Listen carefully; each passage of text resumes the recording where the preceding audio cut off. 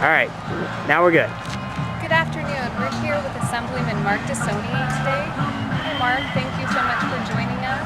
My pleasure. Thanks for inviting me. You're welcome, and thank you for coming to the picnic. What do you think of it today? Oh God, we're in paradise with great people. So a big question, a burning question. Have you been to Skip-A-Loonies yet? I have several times. And what do you think of the food? They do a great job, and the ownership, Kent, Ibsen, his wife, they're great people. So I'm happy for them, and I'm happy that I only have one job as opposed to two jobs. So speaking of that, could you talk to us a little bit about some bills that you're working on, that you're excited about, that you think have a good chance of passing?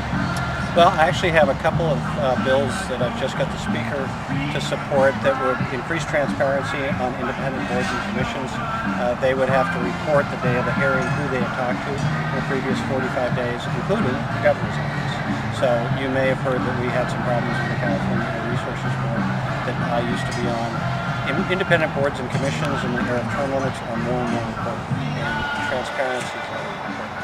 I've got another bill that will get all the air districts, because they're spending a lot of time on cleaning air, to give the legislature needs assessment of what it's really going to take to get all of the air districts into their federal and state compliance with clean air.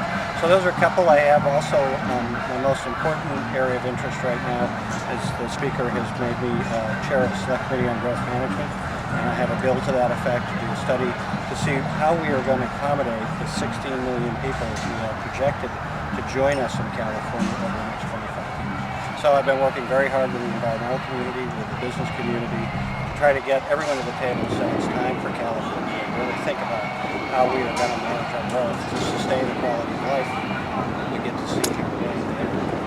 Wonderful. And so if we could just talk about that a little bit more in depth, what kind of areas are you looking at in the study that you've been commissioned to do? Well, we've actually asked the University of California, and Professor Becker, she works at the University of California, Berkeley, and she's world-renowned for she does work for the Chinese mainland government. And we have asked her to do the same thing for us, to do a needs assessment and look at other industrialized states and countries.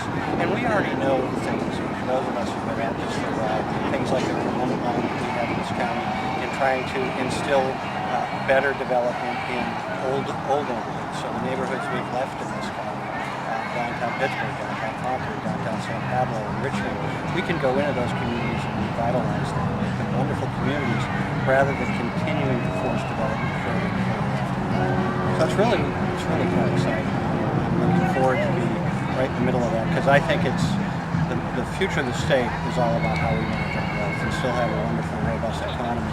And it's wonderful for the Speaker to put me in this position. Congratulations to you, and we want to make sure that you're still in office in 2008. Could you speak a little bit about what office you're going to be running for and the prospects would be? Well, it's wonderful to be a politician in California. You never know which office you're going to be running for. There's an initiative that's already got the signatures, as I'm sure most people know about, that would change term limits in February.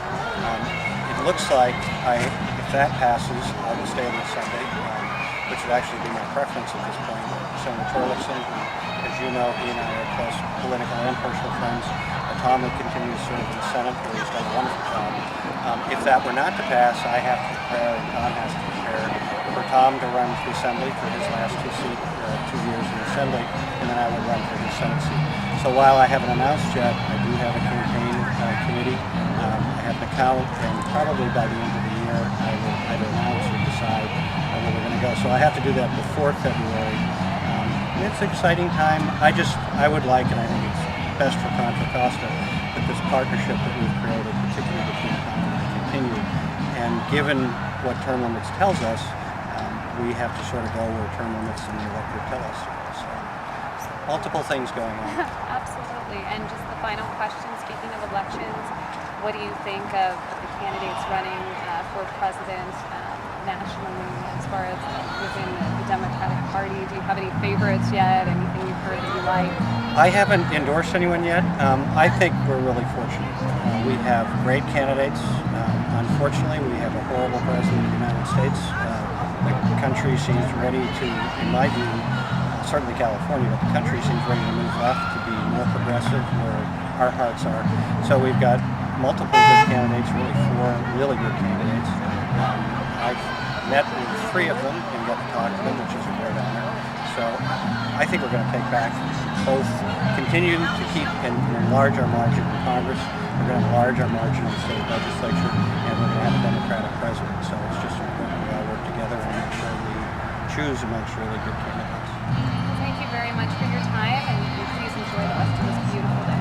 You too. Thank you for doing this. Great idea.